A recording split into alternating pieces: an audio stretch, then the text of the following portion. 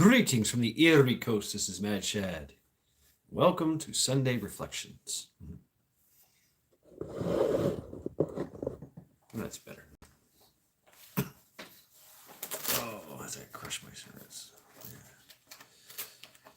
Yeah. Decisiveness. Decisive action is needed. That is our topic for today. Decisiveness. Nanya, Texas. Hey, what's up? Where is that? I was just wearing your hoodie today. Thank you. Brett, what's going on?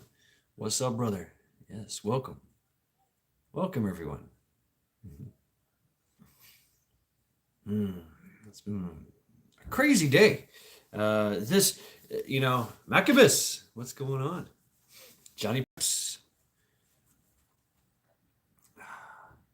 Yeah, while I was New Days, Old Ways 1. Hi there. How are you doing? Welcome to Sunday Reflections.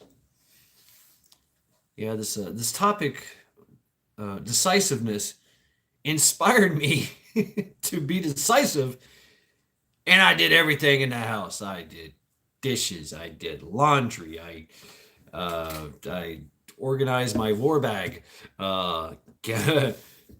KP Heathen, hail and skull. This and that and Matt, welcome. I should do a video on the bag. It's all put together and complete now, with all the extra magazines, which today I took out because they're all loaded. They've been loaded for quite some time, and so I took them all out and put them in little bags so I can let the magazines rest. Let the springs rest. Because if you take your magazines and keep them loaded all the damn time, well, guess what? That's your spring is going to be compressed and it's going to lose its springiness. So it's very important to use spring maintenance. Sometimes, I've done this before too with storing magazines, is literally take them apart and literally let the spring push out, on its own, unimpeded by the housing of the magazine, or the bus or the base plate or anything like that. You just let it stretch out on its own, let it do its thing,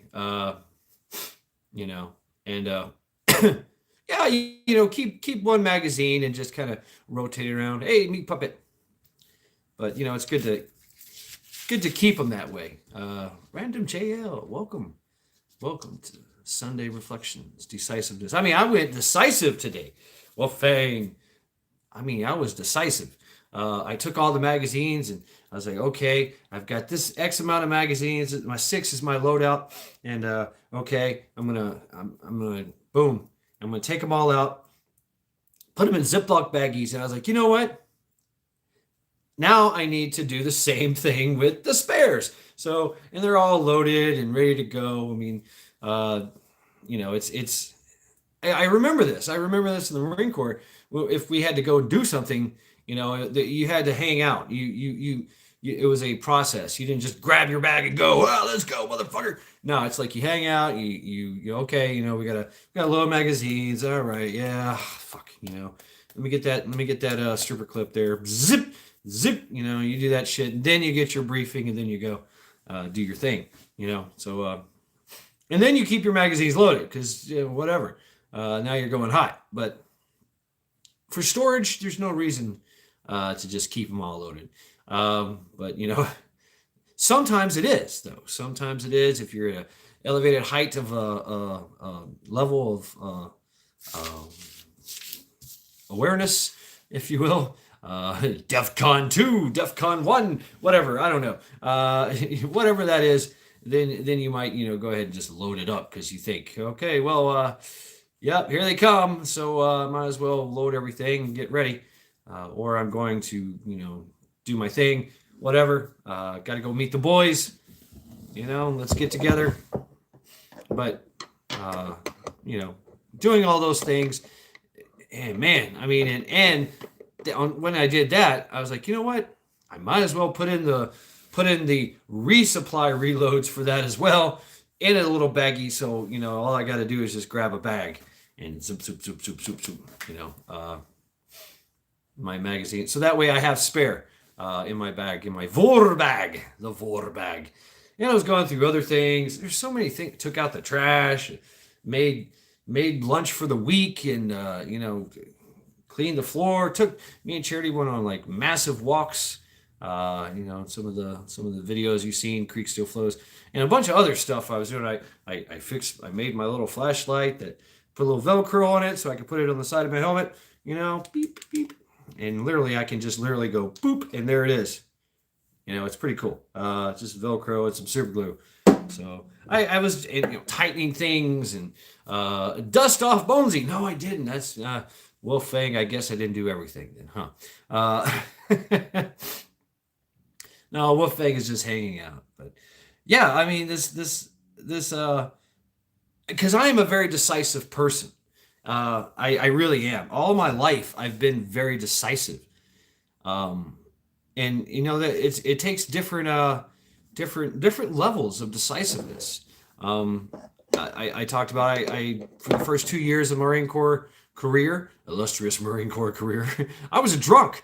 All I did was drink. And at 2 years in, halfway in, I got in a wreck, got a DWI, wrecked a car, totaled it, and had to go to rehab and AA and aftercare after that for like a year. And I still drank the whole time. I was talking bullshit, talking to therapists and everything. And then for some strange reason, I'm sitting in the barracks drinking a 40 St. Ives. And I quarter way through it, and I was like, fuck this. I'm done. I'm done drinking, and that's it. And so for the last 2 years of my, Marine Corps career, illustrious Marine Corps career, 4 years, yeah, right. I did all the things. I still went to bars, but I didn't drink. I was the designated driver. What's up, Lori? So yeah, this was inspired by you, Lori. It worked. It absolutely worked. That's all Velcro. Yeah, it doesn't impede the in Velcro and literally some badass super glue, Loctite super glue. So it works too. I mean, I just took it and boop. The helmet's packed away. Everything's packed away in the war bag. Joe Morgan, yeah. And so, but I just said I quit. I said I quit. I told myself I quit, and I quit. And so when I went back to the aftercare, meetings that I had to have like once a week or twice a week or something like that, it was all a big fucking therapy session, and I'll never forget there was a master sergeant there, and he had to go to AA every day. Every day he had to go to AA. What's up, book? In the theater, huh? Velcro everywhere, right? Yeah, you can just slap it on there and go. I mean, it's brilliant. So, I tell him, I said, I quit. He's like, what do you mean you quit? You just up and quit? I said, yeah, I just up and quit. Done drinking. Don't want it anymore. He's like, how do you do that? I was like, what do you mean? I quit. I have to, and he's explaining it to me really, really angrily. He's like, you don't get to just fucking quit. You are not that kind of person. There's no fucking way. I mean, he's mad. He's like, I've been sober for 32 years. I've got all the chips. I've got to go to AA meeting every fucking night. He's getting really pissed. I mean, I'm giving him he's having an issue. He's having a breakthrough in the therapy session. And I'm just sitting there like, I don't know what to tell you. I just don't drink. I don't drink. And he's just going off. He's like, I cannot believe, he's walking around all pissed off and shit, and getting in my face. You're fucking lying to me. I was like, no, I don't. I'm not lying to you. I just don't drink. And it was a very decisive thing with me. I was like, I'm done.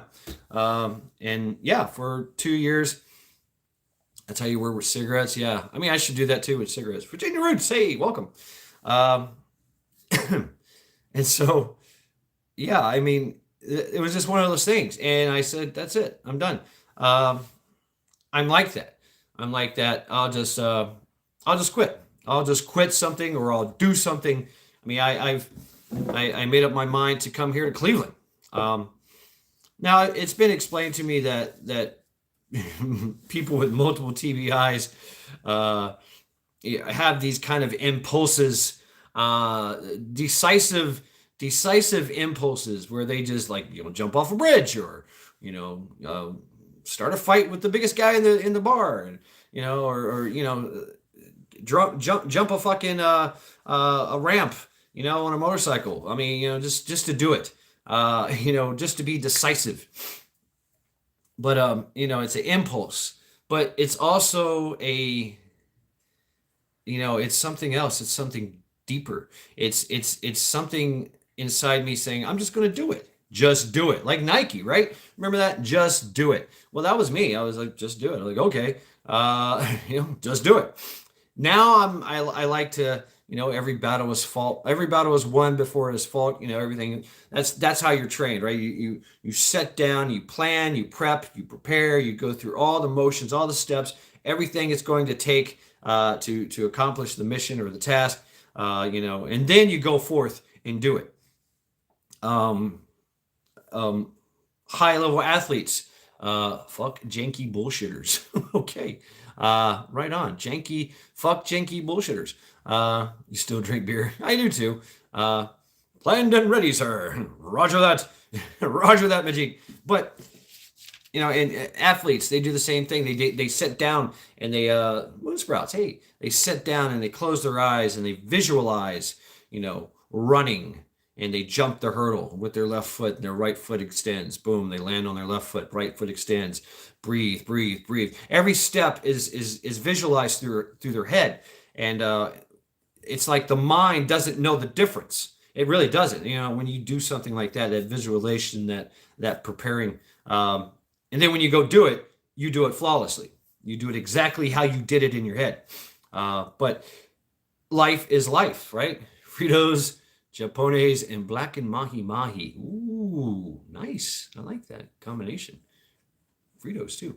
I miss Frito pie. But decisiveness often describes people that just can make a split second decision, and it has to be the right decision. So while that athlete is running and jumps, and just so happens that hurdle is just a little bit higher than or a little bit lower than anticipated, boom, stumbles and falls. Now you've got to make a split second decision. What the fuck do I do? Right? You've already planned and visualized and went through the steps and the motions in your head, and now your mind is like, whoa, wait, you just fucked it all up. All right, make a split second decision. What do? You get up, you keep going, and now you're making now you're not on the you're not on the script. You made the script, and now you went off to do it. Be charming. Hey, be charming. But now you're off script. You're off script. You're off the reservation. You're literally flying by the seat of your pants, and it's nothing but decisiveness that's making you do it. Wolf Fang runs amok through the room just because. That's the thing too, is reading and surveying what's going on, and being able to go, okay, let's go left, let's go right. Okay, stand by, stop, don't move. See, that's another decision as well. The indecision, being indecisive, that we see that a lot. A lot of people like to, a lot of groups like stand by to stand by to stand to stand down. A lot of people, a lot of groups have to sit back and wait and watch. And when something happens, they don't want to, they just watch. They watch everybody else, what they're doing. It's still a decisive action that they're doing, but they're not getting into the fray, into the mix.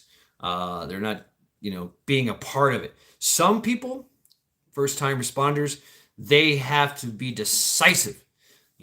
They roll up on a scene, they see a body in the middle of the road, after a wreck, boom, right off the bat, they go through the whole things. All right, I've got to make sure, I got to check the bleed, I got to check for bleeding. Every private stands to attention. I got to check the body for bleeding. Okay, there's no bleeding. Is there broken bones? Okay, no broken bones.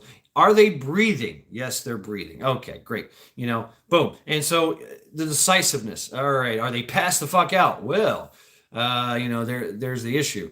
What do? Do I move the body because cars are going everywhere? Do I block off traffic? Do I start doing stuff like that? And then just secure the head and the neck and wait for the gurney. Go get the gurney and put him on it. Put him on oxygen, whatever, and take him down. What do you do? What are the symptoms? Right there, you're making split-second decisions. I had one of my roommate Linda, was another Linda, and she was having an issue. She fell down out of bed. Help, I can't get back up. And she had been laying there for quite some time. I came in from work. I work nights. And I didn't check up on her. I mean, why would I check? Why would I go in her room while she's sleeping? It's like 4:30 in the morning, 5:30 in the morning, or 7:30 in the morning. Yeah. And finally I hear her like, and I go in there and go, oh my God, what's going on? And she's like, help, and I'm like, oh shit. So I call the EMS. They come and they get to her, and I let them in. And they get to us and they let them in, and they're like, what's going on with her? She slurred speech. What the fuck? And so literally, they're asking me what the fuck, what's going on? It's like, I don't know. I just found this myself. They're like, is she diabetic? I was like, yes, she is diabetic. She has to take shots and stuff. And the guy was like, I know what to do. And hits her with some glucose, and bam, she wakes up like, oh God, gave her a big old shot of glucose. She shot two. She became very, very alert. She's like, oh my God, thank you very much. I've been laying on the floor. I couldn't move. She started talking. She went from slurred speech to moaning to, oh my God, I'm talking now. I'm coherent. Oh God, everything hurts. Let's go. And that's what she did. She went from, just because of the decisiveness of that guy, he just like, I know what to do. And he grabbed a freaking syringe of glucose, and just shot her up with the sugar. She's like, yeah, she's got low sugar. Boom, and she got right up. Yep, that's what it is. And they took her to the hospital. So you see a lot of decisiveness, in the first responders, in the EMTs, fire departments, your first responder, your policemen. They like to sit back and wait. They like to negate damage and give distance, keep distance. But there's times when they just have to go for it. Tuesday, Wolfang. How many fingers am I holding up? Right. that type of decisiveness, that split second decision stuff,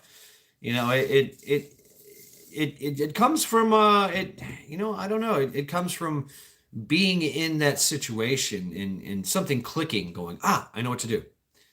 Yes, I know what to do. Let's do it. There's no second guessing it. We do this a lot with driving. When you drive.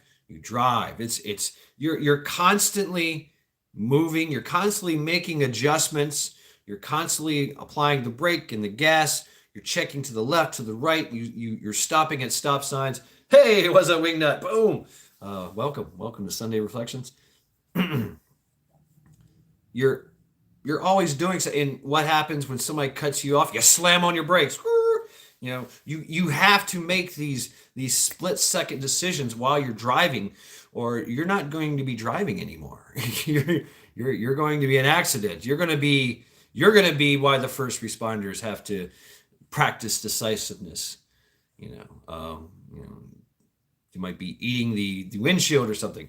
You never know. So you have to. We go through this. If you play sports, baseball, basketball, football, there's a ball going at all times. You have to move. You have to catch the ball. Somebody's throwing a ball really fast at you. You got to grab it. You got to pass it or you got to throw. It's up to you. I mean, what is the plan? You don't know what the plan is. The plan is to get the ball in the basket or to get the ball to the base, and so you have to just think, aha, I know what to do, whoosh, and you be decisive. There's no time to sit there and go and be calculating. It's like, maybe if I take this ball and chunk it this way and turn my hip just right and flare my heel and tomahawk my elbow and okay, yeah, yeah, and I can get it there faster than boom, he's already at the base. What's up, Terry? Welcome. Coyote, welcome. Being decisive. Also,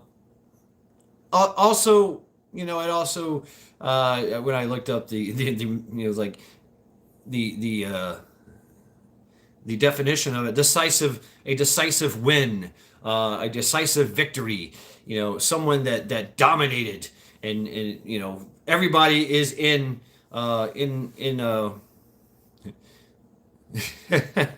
everybody is in agreement that it was a decisive victory and you won. So that's another thing of decisiveness. But being indecisive too, sitting back and waiting. Why would you climb the mountain that is having a mudslide? No, you wouldn't. You'd just sit back and wait. Get out of the way. If you're trying to cross a street, your decisiveness is much needed there. You either stay or you go.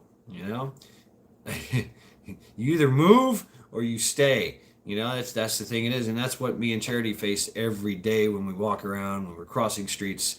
I have to decide for both of us to sit and stay, and then to go when the time is right, so that no cars are around. And as a kid, we do this a lot. We just run into traffic. Fuck it. I can beat the cat. I can beat the car. That was my game. I played Frogger a lot.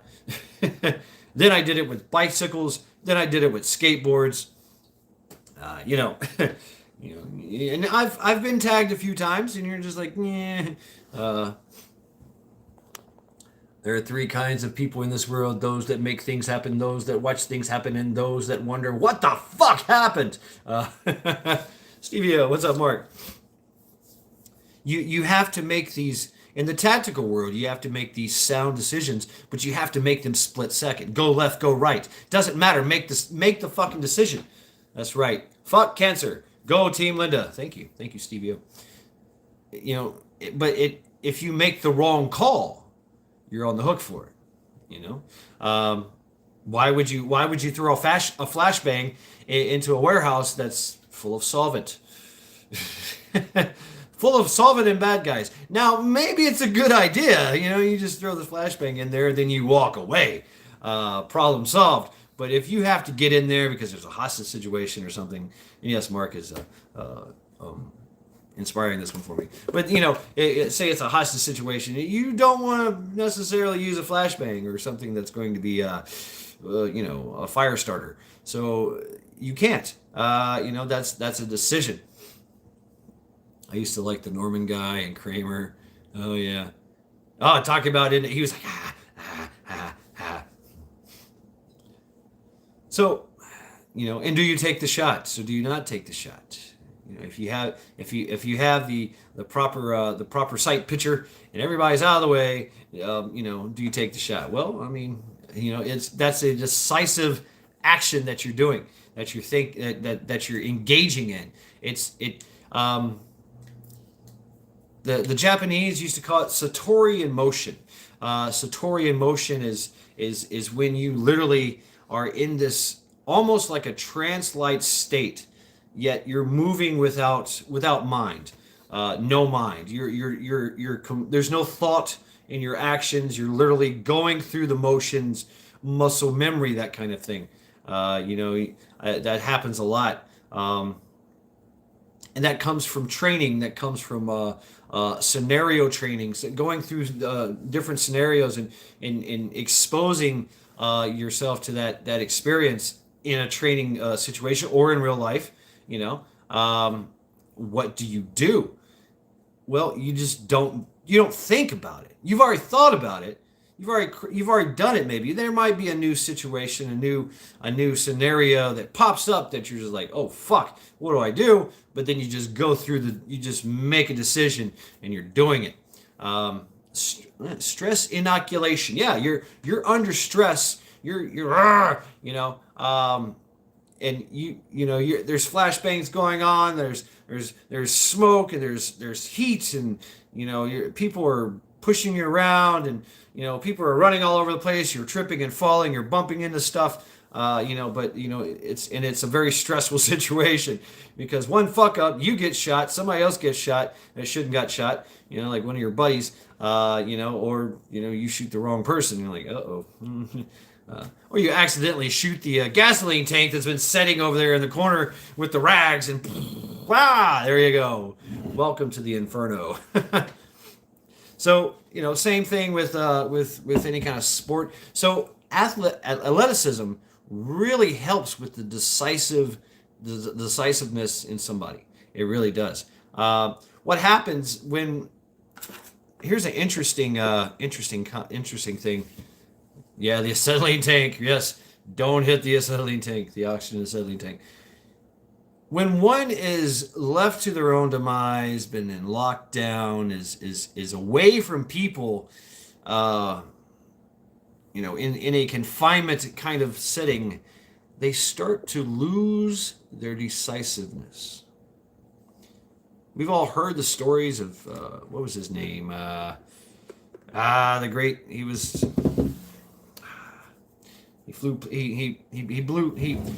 made planes and flew planes. But anyway, he becomes such a recluse that he didn't shave. He didn't cut his hair. I know, right? You're looking at me like, well, you're not doing it either. He wouldn't cut his fingernails, his toenails.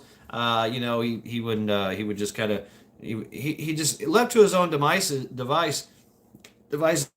He became a recluse that was lice and lice ridden, and it was terrible. When they found him, he didn't even. There you go, Howard Hughes. Thank you, Mark. Yeah, he left the company. He was a brilliant man, absolutely brilliant man. But he locked himself in his room and never came out and lost everything. When people would call him up or try to contact him and ask him, hey, here's the situation, here's the problem. You've dealt with this problem before. What do we do? Because he owned a few businesses, and he was like, I don't know. he couldn't give him an answer. His decisiveness is left, and now he is facing indecisiveness. He's done. He has no cognitive function in the decisive area. We do a lot of that too in our lives. How long do you let the laundry go, or how long do we allow the dishes in the sink to pile up, and I regularly let it just stack up. I'm like, fuck it. I like to soak. I'm a soaker. I'll soak a dish and let it sit there, and then of course it gets added to and everything, and then by the time you know it, I've got to wash a whole thing of dishes. And so that was today. I was very decisive. I took care of all the little projects and stuff that I had. I took a screwdriver and I literally tightened up all my pots and pans and hey, what's up, Independent Men United? It's a thing. Maintenance and upkeep. You have to be decisive. You have to keep yourself on a schedule. We see the same thing in the workplace. There's a lot of decisiveness going on. Hey, we got to get this over here. We got to move this. We got to make this. We got to do this. But then they don't pull the trigger on a lot of other things. They're very indecisive. Hey, we're running out of products. What should we do? Nothing. And now you have stagnation. What's up? Chuck C. Psychobilly. I like the Psychobilly. I like the name. I even pulled a part of my tooth out too. I pulled a fucking tooth out. But I was all kinds of decisive today. But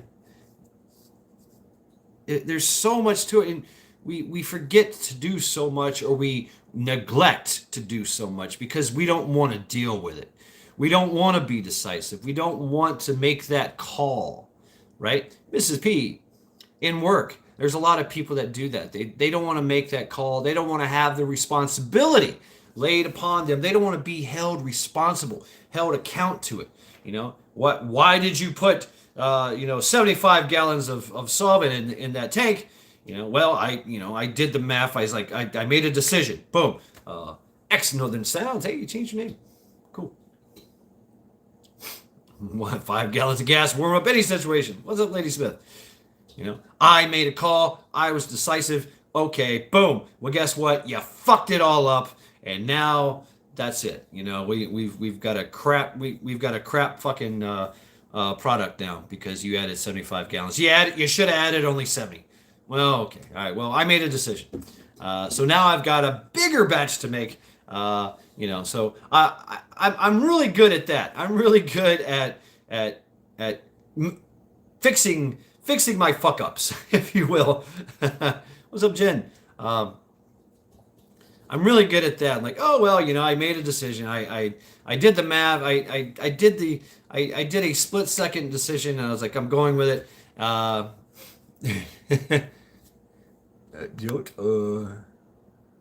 Don't own up to their fuck ups. I have to take responsibility for my actions. Celtic Grandma, hey, welcome. I have to. Own my shit, good or bad. And so with that being said, now everybody can sit there and go, all right, we can fix this. You just need to add 200 pounds of this and of this rubber and this calcium bicarbonate, and there you go. Combat Bacon, hey, welcome. Now, okay, great. So, but instead of getting 70 pills, 5-gallon pills, we're going to be getting about 90 pills. Okay, great. So whatever. You pay for it. But I made a decision. I went with it. When nobody else would. Nobody else wanted to. They didn't want to make that call. But, here I am. I made the call. I was decisive. Did I fall into a trap? Yeah, sure. I fucked up. Sure, whatever. But, hey, that's part of it. That's part of the process, too. You can't be afraid. Yummy bacon. You can't be afraid to make the decision. That's where you literally stand idle. You become that frozen person, deer in a headlight syndrome, if you will. When shootings happen in a social setting, I guess I have to wordsmith here. You'll see a lot of people. I love that saying. That's from Dune. Fear is the mind killer. A lot of people will hit the deck. People like me, I hit the deck. I take cover. There's a lot of people that just stand there. Bullets are flying around. What? Ooh, ah. They don't know what to do. They've never been in that situation. Although they can process it in their mind, something happens and they become undecisive. Their decision-making process, they're in shock. And you literally got to go, hey, get the fuck down! Grab him, pull him down, say, take cover. There you go. Stay right here. That's sometimes that happens. But it's a proactive reactive thing. It's mostly a decisiveness is something that goes forward first. Ooh, with the mead, huh? Right on, Combat Bacon. You're being reactive to a proactive situation. I've heard this, that there's two kinds of people: proactive, reactive. No, you can be both. You can definitely be both. Decisiveness comes with a lot of worth thought. Forethought. It does, but sometimes you gotta go. I gotta go left. I gotta go right. I gotta take cover. I gotta hit the deck. I gotta close my eyes. I gotta close my ears. I gotta turn left. I gotta turn right. I gotta do this, I gotta do that, and you just do it, and you don't even think about it. It just happens. It happens. It's done, and you live with the situation. You live with the decision. You know.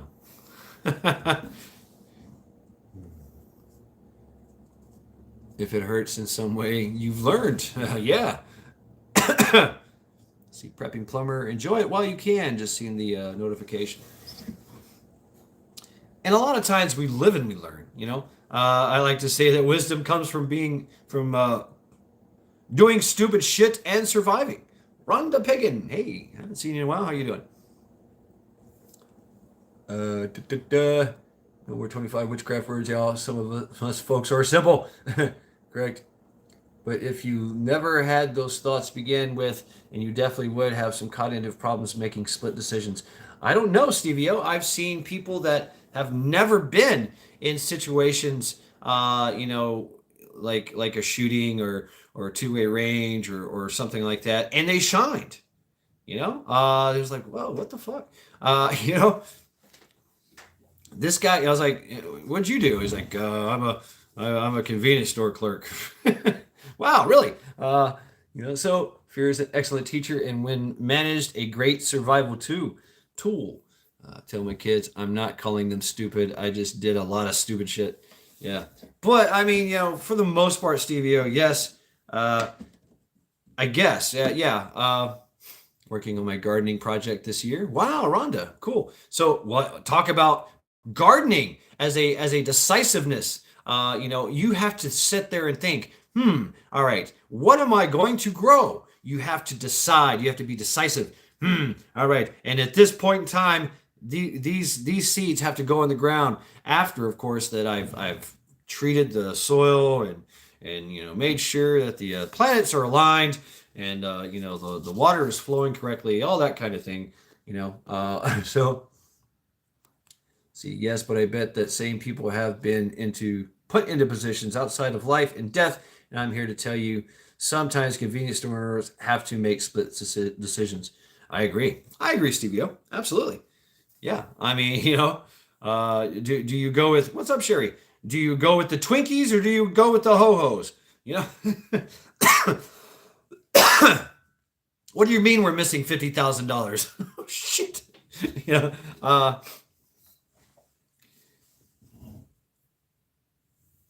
So, I mean, being a decisive person, I'll go with the sneakers.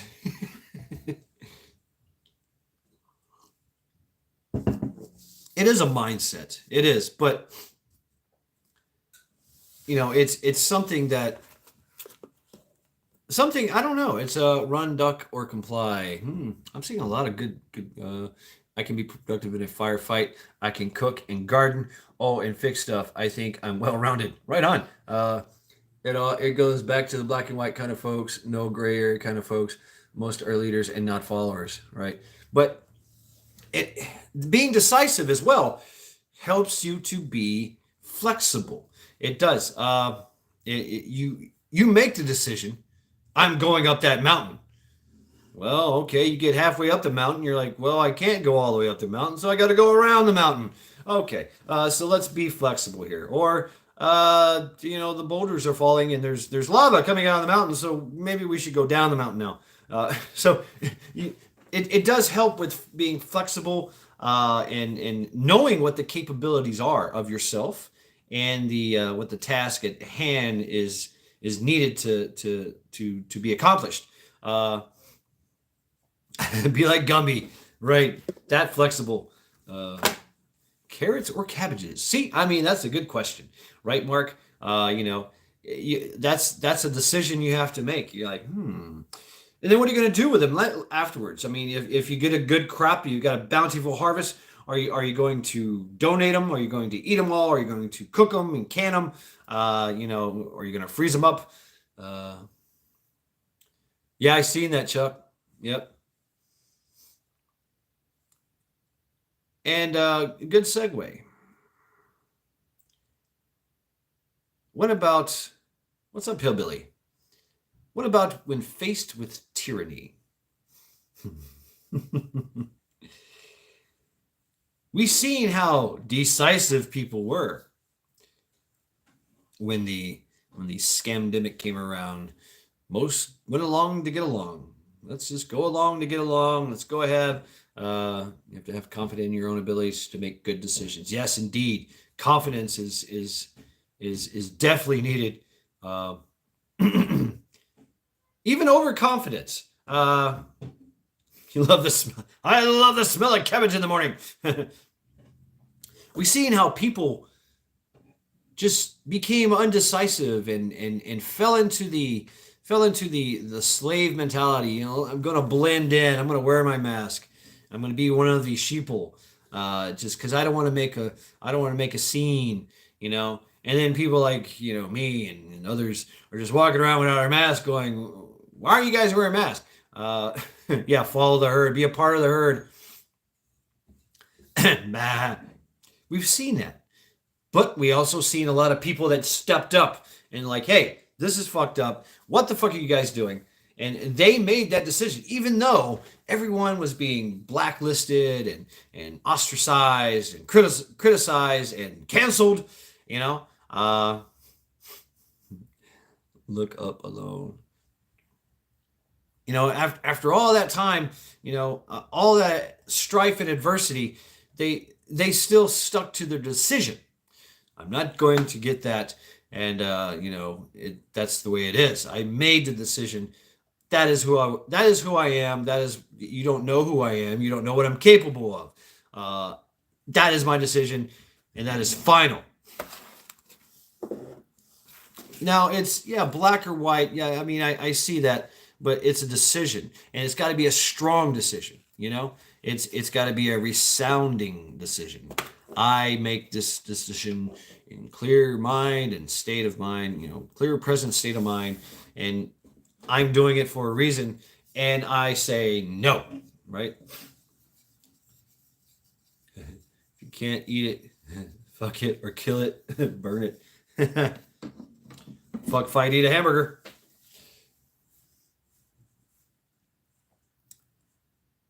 So making that decision, what is it based on? Is it based on confidence? Is it based on intelligence?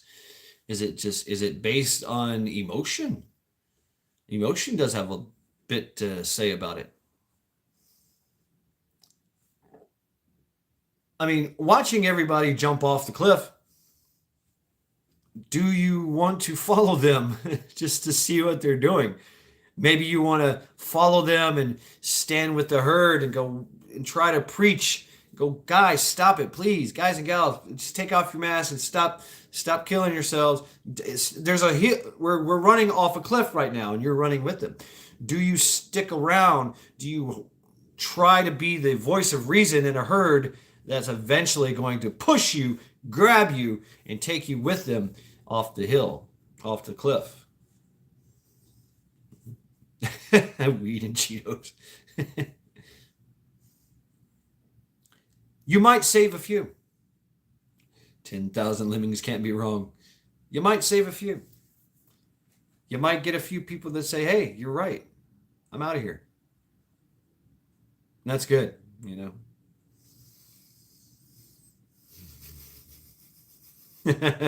Right, rescue, yeah. Yeah. If you've ever been in a crowd of people that's going one way, it's kind of hard to go the other way. What's up? What's up, Josh? Guy Fawkes. Guy Fawkes. Remember the 6th of November, right? Yeah. Decisiveness. And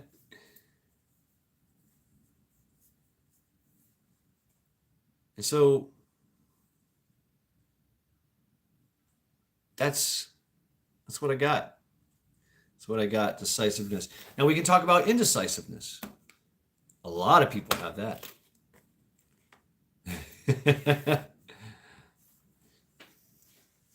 Just cough without a mask.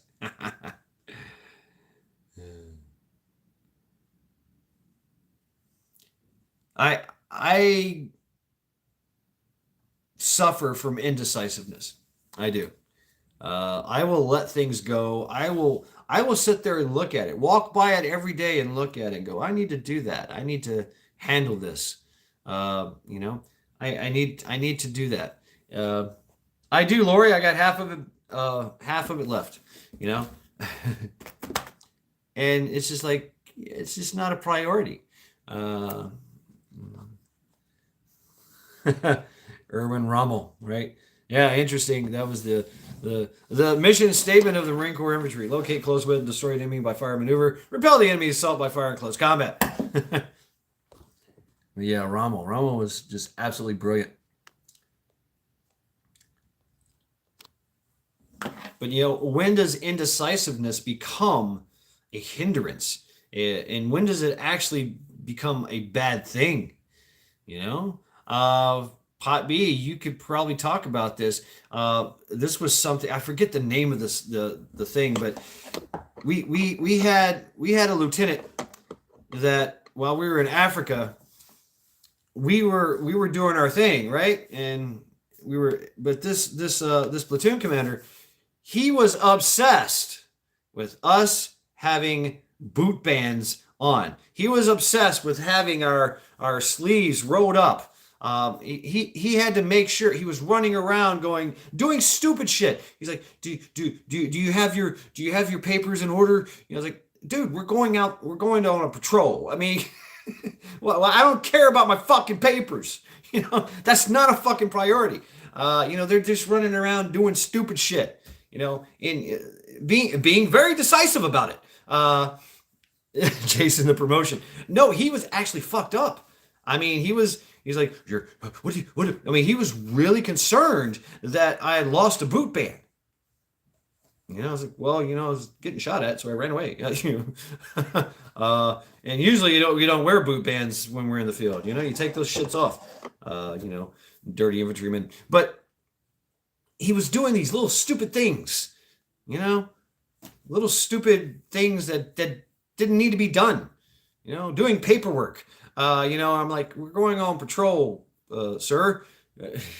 I don't really, and what do you do? I mean, what do you mean my paperwork is not in order? I gotta go help these guys. I gotta go help my platoon leader.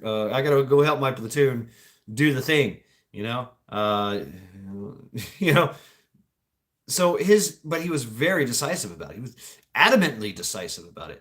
And I remember my platoon sergeant, who was an ex drill instructor and everything. He's like, he's got the shock thing. He's lost it. He's lost it. Just say, sir, yes, sir, and follow me. Basically, listen to your staff sergeant, listen to your platoon sergeant. Don't listen to your lieutenant right now, and we'll take care of him later. Yeah, right. Fill out this form. Fill out that form.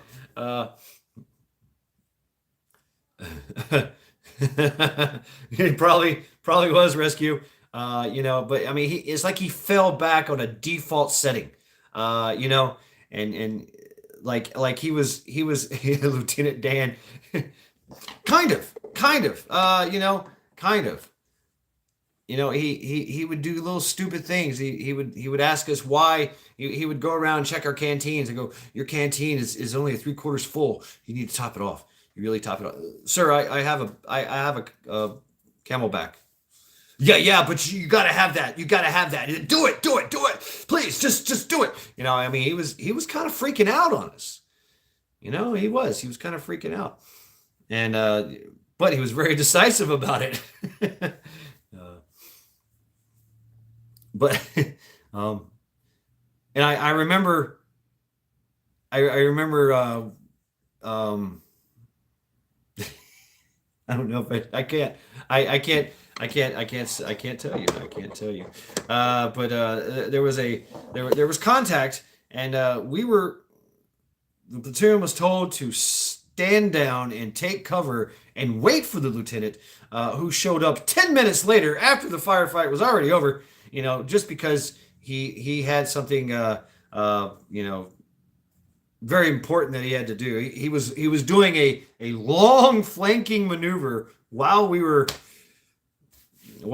platoon was, or the part of the platoon, the patrol was being, getting shot at. And so dead bodies there, taking cover behind dead bodies, eating your lunch on a dead body. Yeah, we're like, we gotta wait for the LT. Like, fuck, man. I mean, let's just go. I mean, fuck him. But he made a bad call. He made a really, really bad call, and the sergeant major, the sergeant major himself, who was on deck in Africa, he was not happy. He was not happy at all, and he almost got in trouble for giving the lieutenant shit. But it was a very indecisive. It was the wrong decision. It was the absolutely wrong decision. And after we found out, or everybody found out what he was doing, and what, even the captain was just like, no, dude, you got to go. And so he was told to stand down, go back to the ship, and hang out. Your presence is not required here at this time. So because we didn't see him. I mean, in the training, when we were shooting with Force Recon and doing training with the Navy SEALs, we didn't see him. He was standing there, his hands on his hips, talking to the other officers, not participating, because he was doing his thing. His decisive administrative thing, right? So, yeah. But that stuck with me. That stuck with me, and just this kind of. He was very decisive, but he was doing all the wrong things. I guess that's a certain a type of. I don't know what you would call it. I'm losing words today. Decisive, problematic, decisive, wrong decisions. But yeah, the indecisiveness, it can make or break you. You can literally let things go. Neglect things. Our health is a big one. How many times have we said, you know what? Next week I'm going to the gym. Yeah. Next week I'm going to stop drinking sodas. Next week I'm going to take up running. Next week I'm going to get an oil change. Next week, I'm going to go to the doctor and see about this lump on my breast. And then we just let it go. Indecisive. We decided to eat the weed. That's being decisive. All right, take care of yourself. Kentucky survival.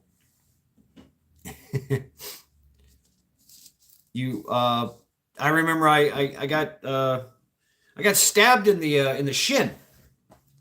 It went into my bone, and it was a pretty good stab. It bounced off the bone and went into the meat in the front of my shin, and I let it go. I was like, fuck it, it's okay, I'm fine. And I carried on. This was, I woke up the next day. It was all red and pussy, and it was bad. It was bad. It was very, very bad. And so I went to the doctor, and the doctor was like, "Why didn't you just come as soon as it happened? You should have just went to the emergency room, got some fucking stitches, and I wouldn't be here having to clean out your wound and irrigate it, and all this bullshit." I mean, he was giving me shit because I let it go. I was like, damn, I didn't think it was a problem.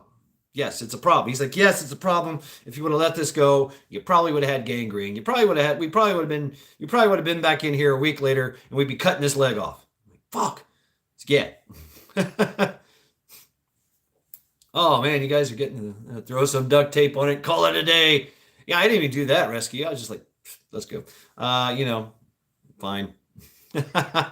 Yankee. But I remember the doctor just giving me shit. He's like, you should have went right away, at least throwing some alcohol on it. You don't know what was on that knife. I was like, obviously, He's like, now you got to take antibiotics and you got to do all this crap. Uh, rub some dirt on it and get a drink from the hose. Yeah. So my indecisiveness, almost lost my leg. I'm going to bail out of here, lads. Yeah. Take care, Northern Sounds. And now we face this dilemma that we have now. We are very indecisive. Very indecisive on what to do. Grumpy! Mom and Dad, hide your daughters. Oh, yes. If it flips and ships, what? Who's this? Hey, I almost lost my thumb Friday, but nothing is broke and the wound is healing. I hope I am okay. Yeah, go to the doctor, man. Yep, if it flips, it ships. I love it. What was I going to say? I forget. It's hot as fuck in here. Hold on a second. Turn the heat up.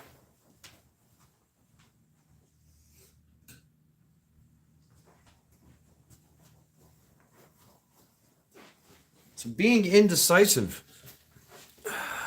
can be very detrimental. Lieutenant Elroy Carpenter,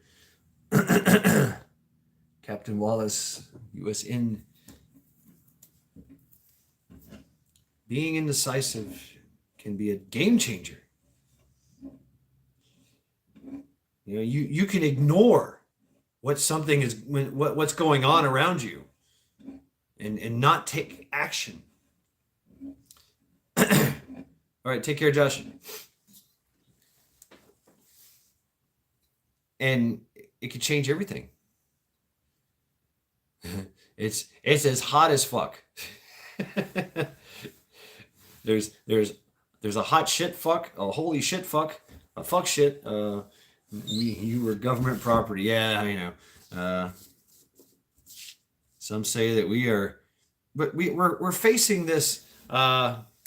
Thank you. We're facing this. Thank you, Josh. We're facing this dilemma now where we're literally watching the world, not only our country, but the world descend into tyranny, into chaos, into tyranny. Yet we are undecisive in what to do. We have no action. Comment bacon.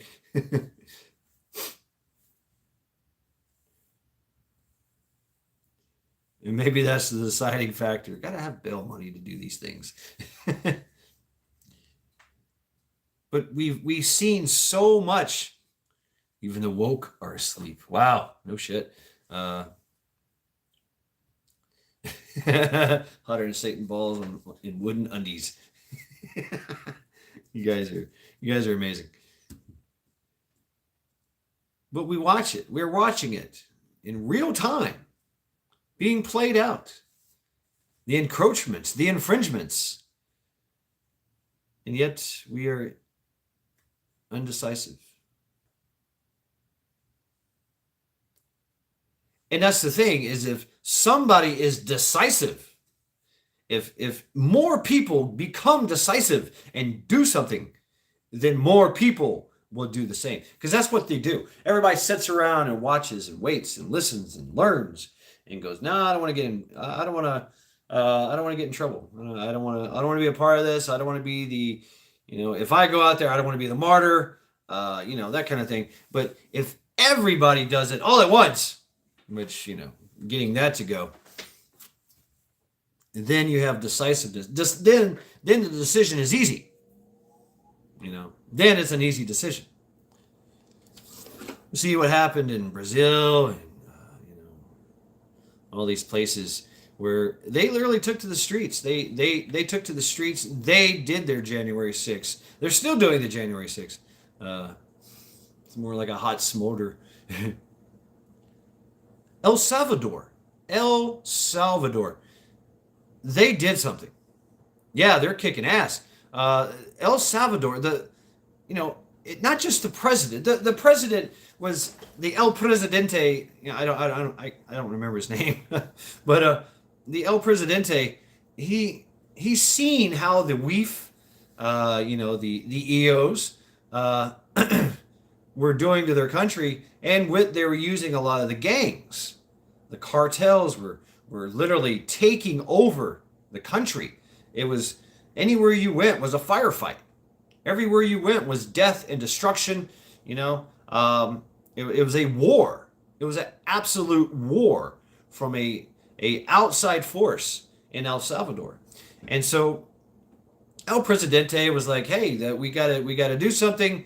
Boom, and literally every man stepped up. Every man between the ages of 16 and 65, well, 45, 35, Holistic Hermitage Homestead. Hello, hello, welcome. They became decisive, and now El Salvador is one of the safest places in the world. There's kids running around, playing in the streets, playing kickball, playing soccer. There's no cartels anywhere.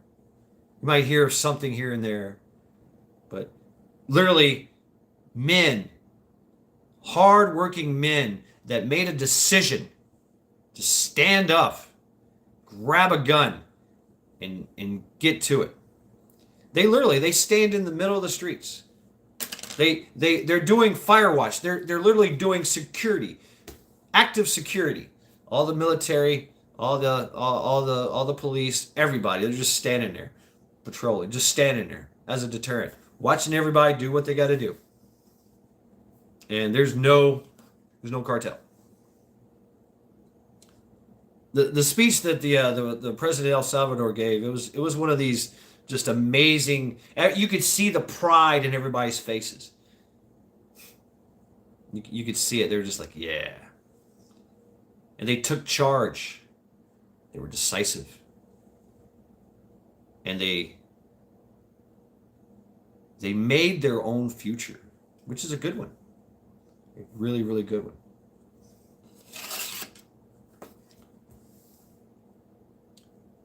That's what it takes. They've restructured everything about their government, their financial institutions, everything. They're mining gold. they're one of the leading producers in Bitcoin and Cybercoin. I mean, I know there's a lot of that, but it is a big thing. A lot of anarcho-capitalists are going there and hanging out. You can literally walk up to a vendor, a street vendor, with your cell phone and go, "I want a taco." Boom. That'd be 50 Bitcoin. Thank you. But we're allowing this insidious enemy to literally destroy us with cyber, with our own kids, drag queen bingos and everything. And you're starting to see a lot of states that are starting to be decisive. We were talking about it Lackluster Friday. A lot of states are actually buying gold. Wolfang, you made a video about the gold backs. Drop the links, folks. Hey, by the way, drop your links. Shameless plugs for everyone. If you're blue, you know what to do.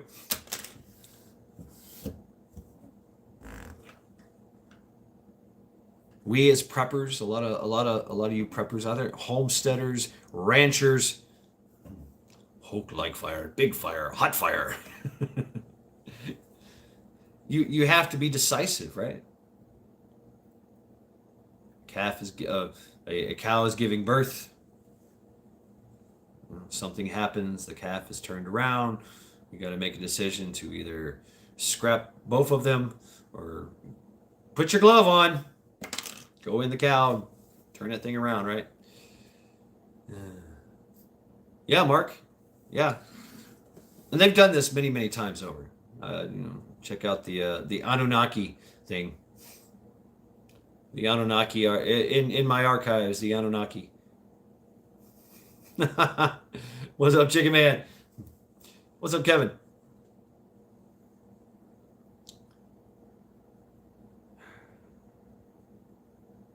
And this is something that the enemy has been doing for quite some time. They know what they're doing. They know what they're. What's up, Kenogen?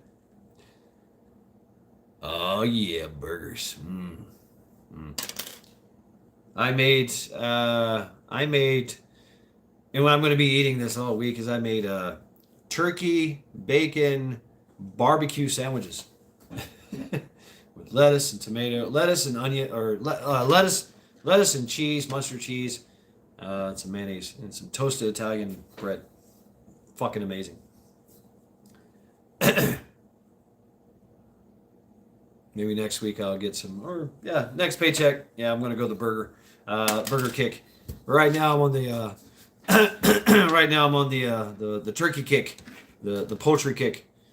Turkey, bacon, barley, mustard. Yeah, it's great. I was just like, whoa. I tried it out. It's a little runny, so I had to squeeze all the juice out of it, yet still keep all the flavor. I used Sweet Baby Ray's barbecue sauce. That was amazing. Absolutely amazing. And the bacon, oh man. But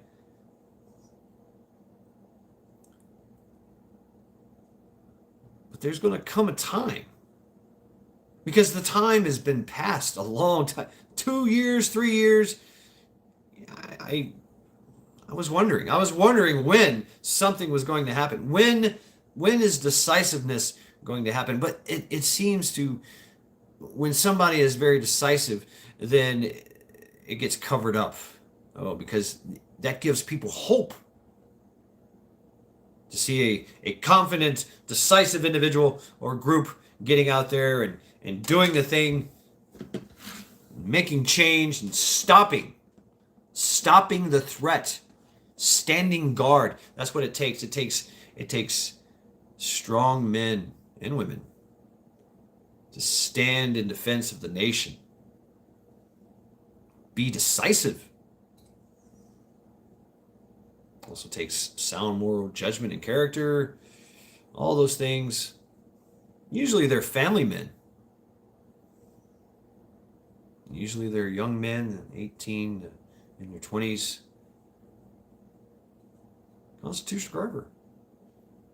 They're very confident. I mean, how confident were you when you were 18? 10 foot tall and bulletproof, right? The perfect soldier.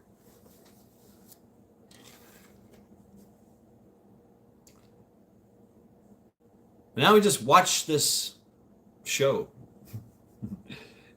We watch the show and we sit back and wait. Stand by. Well, standing by is not being decisive. Or maybe that is the right thing to do. That's been argued as well. Is to be undecisive, to allow the enemy to keep digging their hole. allow the enemy to continue to dig their own grave, and we just sit back and watch and go, I told you so.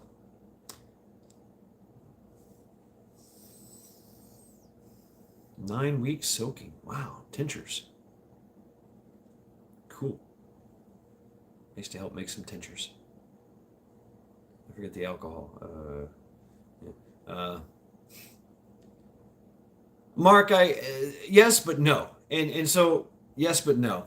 The military is a self-correcting system. It really is. It really is. There's, even though we do see the wokeness, there's no room for bitch-assness. There's not. We've seen all the videos and the TikToks and all that of, our military doing very, very suspect gay shit. But you know what? That's part of the enemy's. That's part of the enemy's tactics, is to tell the lie. Everybody's doing it. Remember, decisiveness. You're not going to be very decisive if everybody's standing around doing nothing. If more people are decisive and take action, then everybody will jump on board. So that's what they're doing. They're trying to instill that feeding frenzy if you will. Hey, everybody's doing it. Why not you? Get on board. Wear your mask. Get purple hair. Cut your PP off. Be unholy. Guardsman that came out. But it's a lie. It's all a lie. Less than 1% of the population. The majority of them are younger kids. The older ones, think about it. They're the ones pushing this for a cause and effect. Rooster. They know what happens when the populace becomes subjugated, eversions, perversions. They know the outcome. Slavery, genocide, destruction. And all they had to do is just say, plant a seed, tell a lie, cancel someone, tell more lies, gaslighting. I mean, there's so many things I've learned, like gaslighting and what's the other, all these things, all these terms that they use. Nunavut? Where is Nunavut? For 10 days.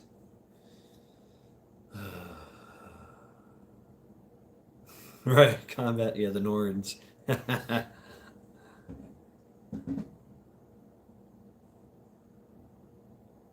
But see, I don't believe that. I mean, I know the story. I know the story, Combat Bacon. But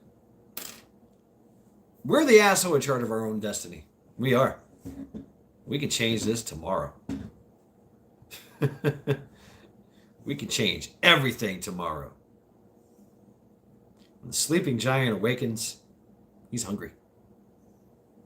He won't go back to sleep. He won't stop until everything is eaten.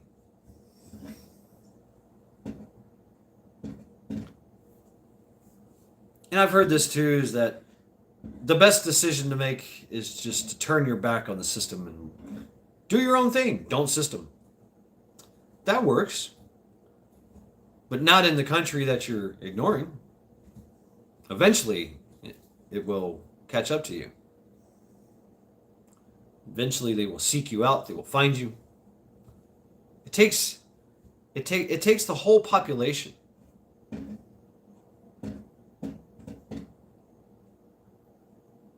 Yeah, plenty of old souls still ranked. Yeah.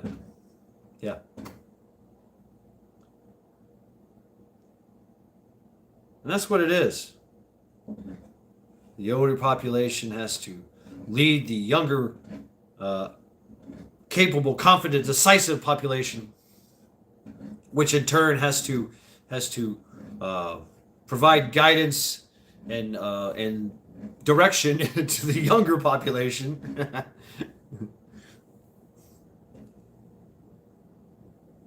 That's where your morals and ethics come in. The moral fabric of society, which they are, yes, they're trying to erode, but they're lying and saying that they're being successful. They're lying and saying that they're being successful. Take care, Wolfang. Thank you very much for hanging out with us. Sunday Reflections.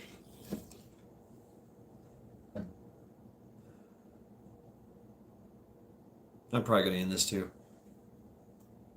Get ready for bed and all that stuff. Start my day. Take care, Guardsman. This t-shirt. Only you can prevent forest fires.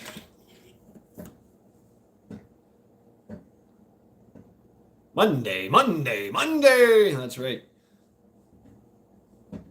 So yeah. There you go, folks. Decisiveness. And I really do think that, standing by, purposely standing by, is also being decisiveness. Not taking an action because it's stupid or it's not safe The romantic part of it is to fist is none day. Interesting, Stella. Uh, yep, combat. Sister Marie, hey. As long as we make wise decisions, we will adapt and overcome. Yeah, and that's the thing is that being decisive leads to flexibility because you make that decision. I'm going to climb that mountain. Improvise, adapt, change, and overcome. Can't get over this cliff. Well, I guess I'm going to have to dig holes in the freaking side of the wall, the cliff wall, and make steps and pull my way up. Hey, can somebody take a rope and grappling hook? Whatever. What if we all stand on each other's heads? We can push ourselves up. Yeah. Make a human ladder. So yeah, folks. Hope this made sense. It made sense to me today. Decisiveness. It sounds very romantic. Storm the hill. Nothing but my bayonet.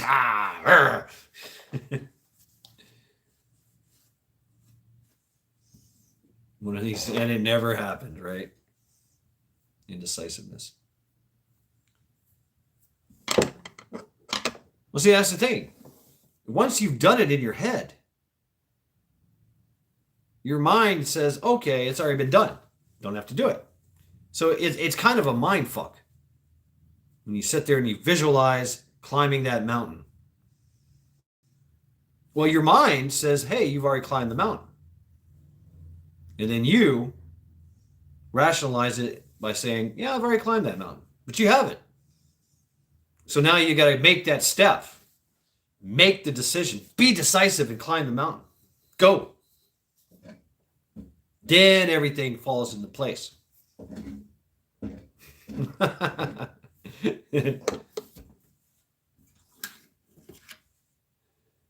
Smacky the frog.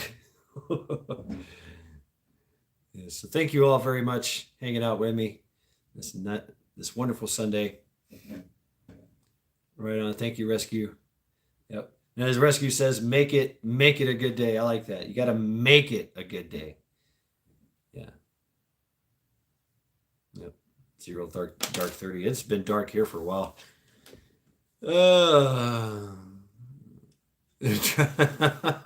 Bring the mountain. Frog legs. Oh, man. Peace, y'all. Make it a good day. The choice is yours. That's right. I like that. I like that, Rescue. Yeah, the choice is yours. The decision is yours. You are the decider. Remember that commercial? I am the decider. So yeah, thank you very much, folks. It's been an interesting week, interesting weekend. Thank you, Chuck. Have a good night. Have a good week. Let's try to make good, sound decisions. Thank you, Lady Smith, as well. Thank you, Canajan, Mark, Chuck. Anybody else I've missed? Yeah. Stella, pick a side and your place in this world. Rooster, you never have to be sorry, Rooster. Independent, many united as well. Good night.